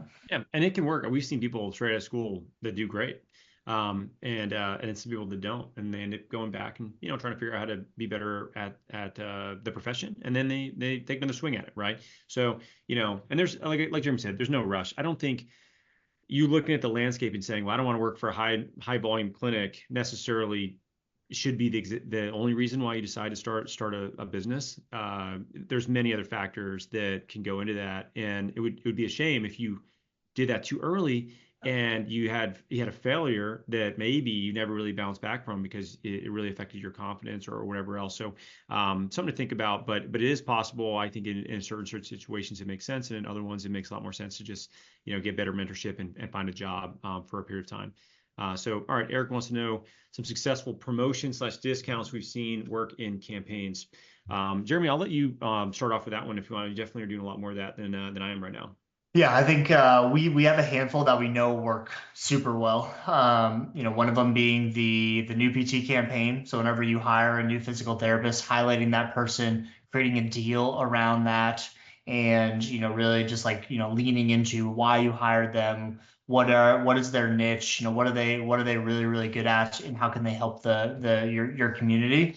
And that's a really easy way to just like I always look at it too, where for any of these that I'm going to talk about, the offer is the most important part here. So how are you like structuring this, and what does this look like? Because if you're just sending emails out about the new PT without any offer behind it, then it's a lot harder to sell that and get somebody to come in. So for example, for most of the new PT campaigns that we run, we do like a low discounted or a high discounted low offer evaluation, call it $50, $79, whatever it might be, and then a discounted package. So that like checks a lot of boxes where the new PT gets a couple reps where they're selling a discounted package, which is a lot easier to sell than a full price package. So their confidence is built. So when they go and actually sell that full price package, it's a lot easier for them. They don't go 0 for 5 right off the bat and are like, shit, I don't think I can ever do this. So it gives them a couple of easy wins. So that's one of them. We put together a price raise campaign is one that is really, really successful for us too. Basically what we do there is, we give people the opportunity to buy as many sessions as they want to at our old rates. We put scarcity behind it and says, our new rates go into effect on January 31st. Let us know how many sessions that you want to buy at our old rates before they go up. We do like a Google review campaign. Google reviews are one of the most important things that you can do to increase your SEO. So we write these emails and basically try to push our current clientele to leave Google reviews for us. The seasonal ones work extremely well too. So again, the Labor Day weekend campaign, that's one that I ran every year at Ripple, and without a doubt, converted 20 plus people for us. Open enrollment is the tried and true one. Everybody should be running open enrollment. And yeah, then it's all about like, again, what's going on at your clinic and then the seasonal side of things. Nailed it, dude. I got nothing to add. That's pretty much all of them. Nick wants to know, what do we use for ad emails? I think you're asking what platform. That would be HubSpot. So you can send emails in there. You can set up automations based on even triggers based on, like, let's say somebody clicks a link or doesn't. So it allows you to do a lot. Many email platforms allow you to do stuff like that. But the one that we use is HubSpot. So pretty straightforward with that. Are we trying to build local relationships? Is it quality over quantity? I've been finding it's hard to build relationships with multiple gyms and trainers due to time constraints. Totally. Yeah, I think what'll happen is early on, you meet a lot of people, right? And you do find common ground. You kind of find some synergy with certain people more so than others, right? And there may be certain situations or maybe certain types of partnerships where people have your more similar avatar there, right? So there's more alignment with that. And I would say for most people, somewhere between, I don't know, maybe on the low end 4, if you're like really, local marketing really wears you out. And on the high end, I think 10, like other business owners or coaches or whatever is a part of your niche. I think that's the max that you can actually like curate and maintain. It does get very time intensive. If you're at like 10, really good referral partners, that's a lot. For me, I really settled in around 5 or 6, and I mean, I taught it literally like I don't know, at least 50 different places in Atlanta, gyms, businesses, like, I mean, so many. And of those 50, not including people I met in different networking groups and stuff like that, like there's really like 5 or 6 people that I really would follow up with that we had a similar view on how we wanted to work with people. And these are people that also that I really trusted as far as referral goes, right? So like a functional med doc that I would have a relationship with, sports psychologist, you know, a nutritionist, different types of coaches, stuff like that. People that were a part of my network that I wanted to leverage to help get my patients better outcomes. That's what I would lean towards. And so yeah, I don't think you can have too many. I think really 5 to 6 was kind of max for me. Yeah, I had 3, and still close with those people, still talk with them. And again, I think I was a little bit untraditional with these things. One of them was personal trainer for the gym across the street. Became really good friends. Still continue to send patients Ripple's way. The other 2 guys actually owned like big finance companies in our area, so I got in with them and knew that they owned these big companies and basically just like gave them the concierge treatments, like whatever they wanted, whenever they wanted. I would do that for them. Saturday mornings that they wanted to come in, if they wanted to Zoom in and do it on, Christmas Eve, I did it because they sent us their whole staff. They put together a corporate wellness plan, but I wouldn't have ever been able to set up those things unless I went above and beyond for those 2 people. So I'm happy to, for those 2 people, more than happy to do that to fill my other staff members' schedule. So that's where, again, like I just highly prioritize these 3 people, and that was kind of we had secondary relationships for sure, but these were the people I was taking care of. Yeah, yeah. I mean, I think that's all. That's honestly that's not kind of all you really need. Like if you have 3 really solid relationships, you're doing a good job with your patients, and you have some organization around your marketing. Like, I mean, you could build a 7-figure business off of that. Like I mean, it sounds a bit more simplified than it is, but the reality is you don't have to manage like 20 relationships and be in like 3 different BNI groups and all this other stuff. Like you just kind of have to like narrow it down to the people that you can have the most leverage with, and they're probably doing the exact same thing, to be honest with you, because they're looking for people that have cohesiveness with them as far as the way that they want to work with their clients. The best referrals are honestly are that way, right? You get 50% of the credit for a good referral and 100% of the credit for the bad one, right? So like you get all the blame if it's a bad one. So I'm very choosy of, picky of who I choose to be referral partners. And I expect other people are the same way. Like they should expect that you're a professional individual and that you do the right thing for their clients, because that reflects on them positively or negatively as well. So Rachel, I think you got this nailed down as far as your climbing date and backing into that. So 2 to 3 weeks out. Britta said, how often do you target different demographics within a newsletter, or do you send multiple variations? For example, you're trying to target a running event or everyone, when not everyone's a runner. This is a good question. So you can segment, you can get very nuanced with segmenting. We went down this list. We had like 7 or 8 avatars that we had defined as far as our marketing was concerned. And then we were like, oh, well, if this is a marketing message about this thing, we only send it to these people. And what we eventually came down to was just like, okay, we're going to send a weekly newsletter out that's generalizable enough to everybody that really follows the, story, lesson, call to action framework. That was the newsletter that I would write every single week.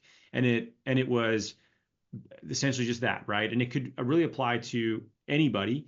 And it may have to do with like a runner or a CrossFitter, but it wasn't about that. It was about the story, the lesson I learned, and then the call to action. So we found a newsletter was more generalizable that we send out on a regular basis, did better than trying to be like overly segmented. But if you only have, let's say, maybe two different avatars, and you have a lot of information you want to send out to one or the other, then it's pretty easy to tag them and then start to create segmented lists. And then you can actually just like curate your content more to them. And it will have a better effect, but it might not be worth the complexity you're also adding to your marketing. Yeah, that's what you have to think about too. Is like, what is your time worth here, and can you write a newsletter that's going to be general for everybody? But again, this is where like having like solid backend systems comes into play, and having a CRM that can help you segment these things, because it is more effective if you are TPI certified PT and you want to run an off-season golf program, the runners on your list probably don't want these TPI emails that are being sent out. So if you can segment them out, you're going to avoid upsetting the other people on your list and getting them to like just associate your newsletter with ignoring it. And it can be much more effective for just the people that you're sending it to. So I think it's definitely, if you have time to put something like that together, definitely the way to do it. But if you can, just be general with that. Absolutely. And you don't have to get too fancy. I think I've learned that lesson the hard way. I'm like, oh my gosh, I'm going to have all these segmented lists, and it ended up just kind of be better for us to be a little bit more straightforward with it. Okay. For quarterly marketing campaigns, are you pushing one deal over the entire campaign or a handful of deals? I like one, to be honest with you. I think it cuts down on decision fatigue. It makes the marketing more simplified. Maybe you have two, max, like if you want to have like two different options for people. You hear a lot of this about like the Starbucks model where it's like, the what is it called? Tall, grande, venti, or something, I don't know, small, medium, large, right? Whatever they call it. And they say, okay, well, this is the best way to structure it because it pushes people to the middle, which is the most cost-effective version.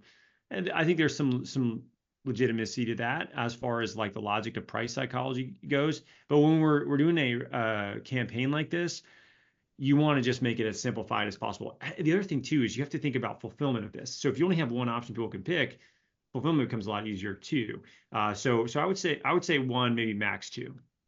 Yeah, I think it makes sense to like price anchor on like your package sales for normal people coming in. I think that makes the evaluation sale a lot easier when you're trying to push somebody to a 10, 15, or 24 pack. But if you're running, a climbing program or a marathon training program, it's like, this is the program. These are how many sessions are included with it. This is the price. Kind of take it or leave it. And that type of marketing works better and it converts better too. Because like Danny said, if there are 10 different options, people are going to choose none. If there's one option, that's the only thing that they can choose. And if they're interested, they will choose that. So again, all this stuff, marketing just comes down to simplifying it. It's just, don't overthink it. Send the emails to your whole list. Come with one marketing, just one, package option that you can sell. Just simplify it all up. Okay. I had to look this up because I actually didn't know what a de novo clinic is. Jeremy, are you familiar with those? No idea. Okay, so it looks like it's like a telemed like wellness variation of a clinic. Cool. So I'll answer your question and just kind of having somewhat of an understanding. It's just a new clinic. Okay. Not a de novo. Well, that is a real thing, apparently. I looked it up. So okay. So you open a new clinic. So the question essentially is, if you're opening a new clinic, how do you deal with the lack of being able to meet with medical providers in a community, building up a practice due to the monopoly that they try to exert in the market, but forcing their doctors to refer in-house? This is a real thing, right? So like, and I mean, I have had like legitimate conversations with people that are physicians that are my patients, and they're like, I would love to send people here, but I can't. I'll get dinged. Like this is a real thing, especially in bigger hospitals, right? You got to understand that's not really the game we're playing. Okay, so like if in Atlanta there's a few huge ones, right? So there's Emory, there's Piedmont, and Peachtree. These are is it Peachtree? Yeah, Northside. There's three massive ones. And I've had orthopedic surgeons, sports med docs from pretty much every single one of these that I've had as patients myself that'll send their family, they'll send their kids to see me, they'll send their spouse to our clinic, but they can't necessarily refer a significant amount of people our way. And the reason is a lot of those bigger hospitals, they track where referrals are getting sent. And they obviously have their own in-house physical therapy. So it is what it is, right? And I'm not playing that game, and that's fine. That's totally fine. I don't really expect that from those individuals because I don't want them to actually get, in trouble with their job. So, that's not really who you want to target. In my experience, the people that are physicians that are better people to try to build relationships with is are really private practice owners or smaller clinics, and especially ones that are going to be a little bit more, especially if they're cash based themselves, right? So there was a sports med doc that was an out of network or cash based clinic owner here in Atlanta that we had a great relationship with, and we would refer a lot of people back and forth. If somebody needed a PRP injection or something like that, or we wanted to get imaging done, or we wanted somebody to get a second opinion, we'd send it his way. And then if they were in, that client was in our area and they needed PT, then they would come and see us. Functional medicine doctors are another good one. Could be naturopaths. I typically, for me, if I can find a nurse practitioner that has gotten into functional medicine, I prefer that type of a provider. I just seem to have a better relationship with them, more so than naturopaths or medical doctors that go that direction. So, I like those types of physicians as far as referral partners are concerned. But our marketing and our referrals from physicians were never a primary emphasis for us. We would definitely have that from the ones that I just mentioned, but it wasn't like we were getting a ton of post-op volume. It was filling up our schedules. We would get that, but it would typically be late stage, right? So if we're going to get post-op volume, it was second half when people were returned to sport. And that's not necessarily, the marketing and the relationships that we were trying to build. I mean, even to the point where literally one of my best friends in my wedding is a ortho PA here in Atlanta for a big orthopedic group. He cannot send people our way because he will get in big trouble at his clinic. And so, okay, cool. These are the rules to the game. This is the game you're playing. That is not where you want to spend your time. That is actually, I think, a really tough spot and pretty much a dead end for most people to try to do traditional marketing to big physician groups versus smaller groups, more specialized groups. You can make more headway there for sure. And also ancillary providers outside of that. So think of like chiropractors, massage therapists, psychologists, people that are working with a similar type of avatar and niche. Like you're going to make way more progress there than you are probably with your bigger medical practice group. Yeah, I've tried this. I tried to get in with like Mass General Hospital and some of the surgeons there and the orthopedic docs, and it was just like it just didn't, it wasn't worth my time. I couldn't even talk to these people, and like especially in Boston, like Partners is the group, they own all of those big hospitals there, so like they're not referring out at all. So basically what I did is I had a buddy that I went to college with who worked at like the chain PT clinic that all of these Mass Gen, Beth Israel, all these big hospitals were sending all of their their post-op and PT patients to this clinic. So I went and met with the clinic director there, kind of talked to him about like basically it was like, hey, we are not competitors here. Like I never am going to see somebody like post-op hip repair or ACL or anything like that, but like if you care about like your clients and you want to send them to the right spot when their insurance is up or you can't really do anything with them anymore, then please like make an intro over to us. We're happy to give them like this free session or give them some sort of discounted care or whatever it might be. And that worked really well for us actually. So that was my way of getting around this and just seeing like, okay, like how do we all work together here, especially in Boston? Like Boston's huge. Like we're not competition here. We can all like coexist, and we just need to figure out like where our correct lanes are. And that's what we did best was somebody that's 4 to 6 months post-op ACL, like that's when they should be coming and seeing us. So that's kind of how I looked at that. And then again, yeah, the alternative providers as well. Like there's an MD that owned like a cryotherapy clinic that we're really close with. So we got in with them. She was doing the all of the B12 injections and she had the full cryo tank, and like that's the people that are looking for a little bit more progressive care. They don't want to go to the traditional PT clinic. So that's our people as well. So that's kind of like who I went and sought out. And I think again, most areas are big enough where you don't need to go that traditional route anymore. People are looking for these other ancillary services, and those are just the relationships you have to build. Yeah, absolutely. All right, how do you market to underage patients? Do you market towards parents, coaches, kids? I think if you're going to do any sort of workshop or any sort of marketing, it is a complete waste of your time if you are marketing to youth athletes and their parents are not there. And I can tell you this from personal experience. Like I taught a workshop at a soccer club, and I have dude, I was like, I killed it with these kids. I was like, this is awesome. I took them through a training session. Like they were, we were chatting afterward, whatever. I was like, I'm gonna have so many patients from this. Zero, zero. And like none of their parents were there. Okay. So you got to keep in mind, youth athletes, they don't give a shit about you. If they're hurt, like they just are thinking about whatever's happening at school or whatever drama is going on in their life. You got to talk to their parents. So I never ever would teach a youth workshop of any sort without their parents there. And in particular, parents are a much better variation to market to than the kids, because they're the decision makers.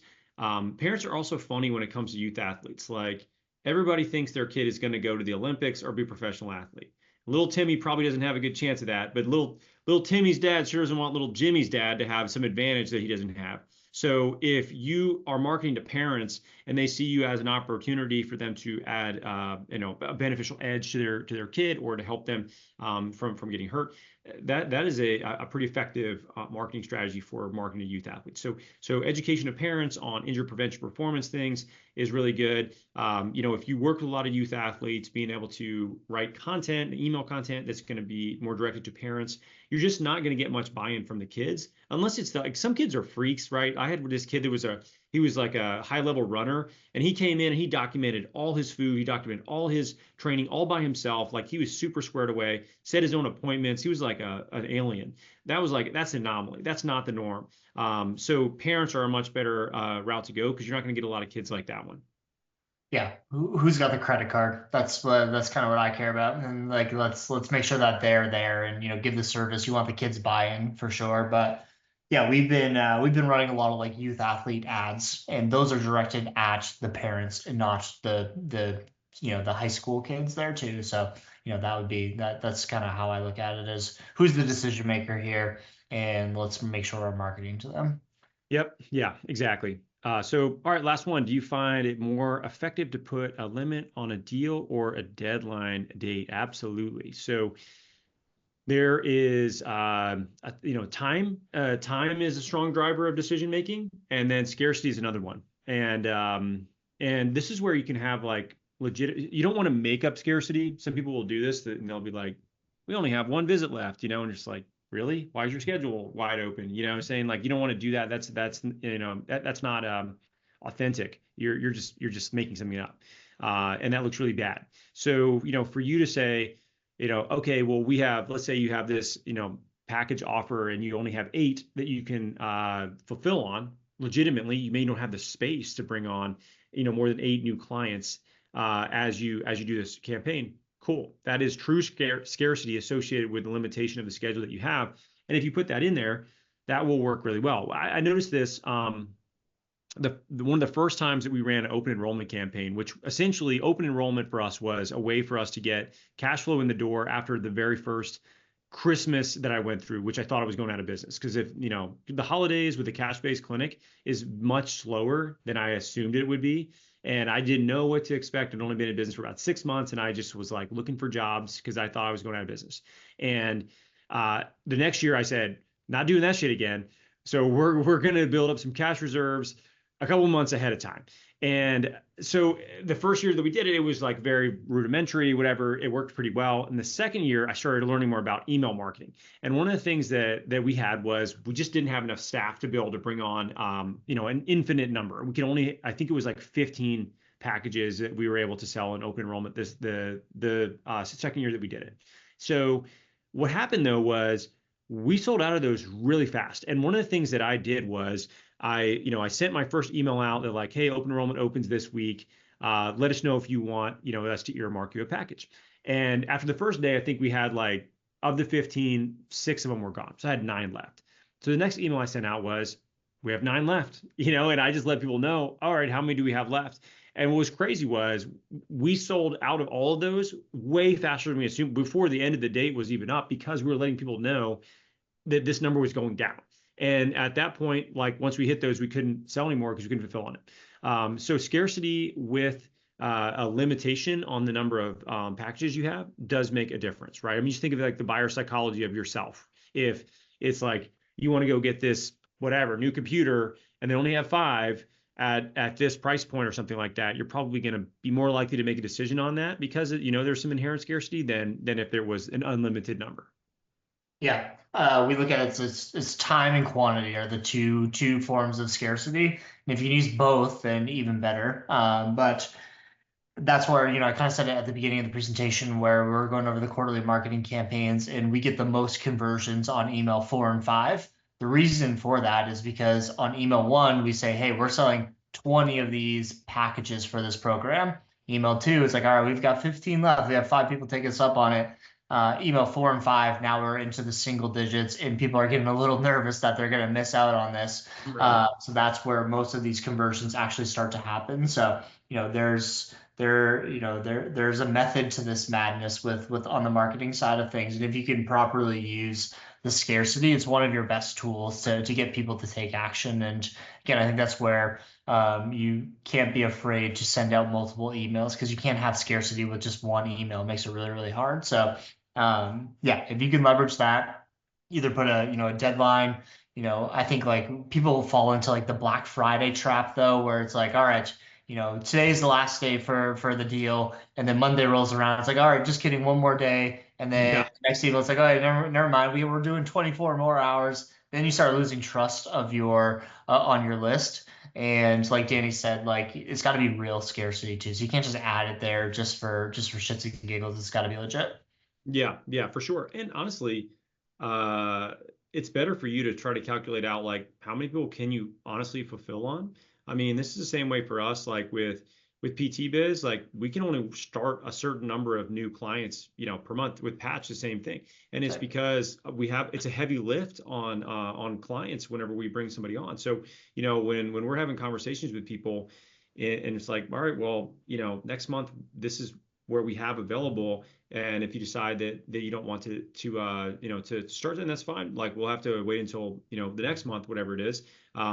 There's an element of scarcity there that's not fake. It's made up just based on fulfillment, being able to, service people correctly and do a really good job on the client success side of things. And it's probably very likely that your clinic is the exact same way. If you had 20 new patients that jumped on your schedule for like this week, you probably have a hard time actually seeing all of them, right? And then some of them get frustrated, and so you can definitely put a number on that. You might just have to think about like what you can honestly handle, and then you can use that as part of your marketing, legitimately, as far as what you feel like you can do a good job with, if people were to sign up for any sort of deal that you have. Yeah, I think like you said, like you guys use it at PT Biz, we use it at Patch. Like we physically can't take on any more people in January, but just like we don't have the capacity to do that. So we're looking into February right now. Same thing goes for the clinics as well. Of like, what is your actual capacity looking like? So yeah, it's got to be real. And I think a lot of people think like, well, no, I'll take as many new patients as possible. It's like, well, do the math out, do a little bit of planning there, and figure out like what this can actually look like. Then you'll come up with that real scarcity number. Yeah, and we'll finish with this. You guys are almost hour and 45, hour and a half, or two hours in, which is cool. Appreciate you hanging in there for all this. Hopefully you found this beneficial as far as getting a better idea of your marketing. Marketing is one of those things that it just it's so important to take some time to really think through it. This is something that, man, I wish, dude, if I would have had like this type of a calendar and just like somebody that I could have asked a question to about marketing, and like, in 2014, I knew one other person that had a cash practice in the whole, state of Georgia, and they sure as hell didn't want to tell me what they were doing, because we were the only 2 in Atlanta. So, like this, I hope you find this valuable. I hope you, can take some information from this and apply it to your business. And, one of the things for us is like Jeremy and I are, obviously like we've been a part of the clinical world. We are in a part of the clinical world in a slightly different way now, mainly just doing, work with businesses. But it's very important for us to see clinicians have success because we know what that's like firsthand with ourselves, with our patients. And we love the idea that we get a chance to help the helpers now and really, really help you help more people in your area and do a great job. And then ultimately hire people that are great clinicians and give them great jobs that they love and not burn them out. Like that is the end result for us, and that's very meaningful for us to you know, to be able to do that. So we appreciate your time tonight. This is fun for us to be able to kind of chat about this stuff we're going to talk about anyway. Like Jeremy and I would talk for a couple hours about marketing no matter what. So at least you get to, you know, to be a part of that. You know, and if it's something that you're interested in, you know, in Patch taking a look at what you're doing and seeing if it's a fit for, you know, for them to be able to, you know, maybe help you hit your goals as far as marketing is concerned and get more new patients in the door.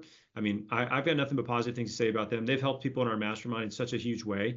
You know, we have hundreds of people we work with in PT Biz, and a large percentage of them work with Patch for a reason, and it's because they just do a great job, and they're very authentic to what we feel should be conveyed as far as marketing is concerned. And they just do a great job, and they get great results as far as ROI is concerned. So I've got nothing but positive things to say about Patch and Jeremy, and you know, I appreciate the opportunity to jump on here with you and chat marketing. And if you have anything to finish up with, Jeremy, I'll let you do it there. And then I gotta go to bed, man. I got my ruck group meets at 6 o'clock tomorrow morning, and I'm gonna be dragging ass tomorrow as we're walking around the neighborhood, you know, in the dark. So I'm gonna head off to bed here pretty soon.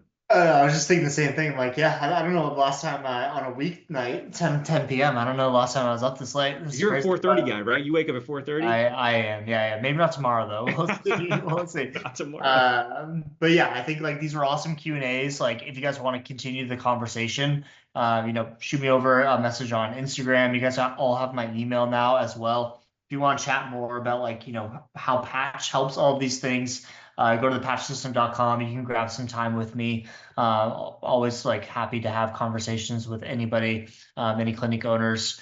You know, like I said, we are looking like, you know, any start date is looking in February right now. So, you know, if you guys think like you want to, you know, shore up some of the marketing for Q1 going into Q2, now is the time to kind of hop on those things. You know, we do a lot of Google ads right now. Our Google ads in January are starting to really take off. You know, search volume really increases this time of year. So building all those back-end systems, making a marketing plan, you know, setting up the ads. This is a really easy way to give you a lot of momentum at the beginning of the year and, you know, kind of cruise into Q2 and Q3. So yeah, so send me over a message, grab some time with me on the calendar, and we can go from there.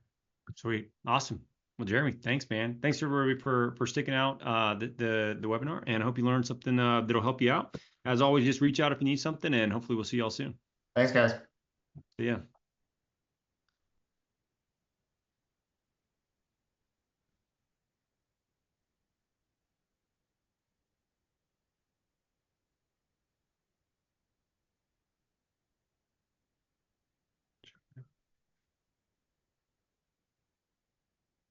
Jeremy, I'll jump on. I'm going to give you a call. We can do a quick after action review. All right. Cool. All right. See ya.